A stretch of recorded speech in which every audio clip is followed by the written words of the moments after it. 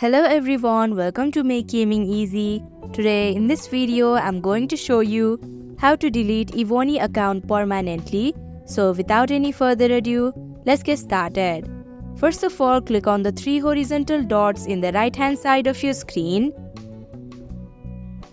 Now go to Settings option.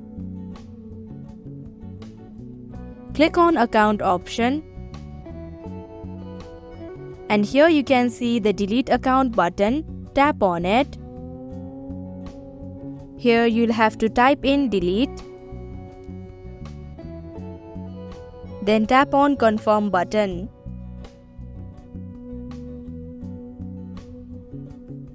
Click on Quit Game option.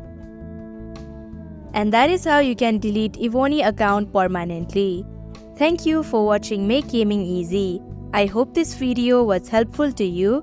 If it was, hit the like button and comment down if you have any questions or feedback. Also, if you are new to our channel, subscribe and hit the bell icon so that you don't miss our upcoming videos.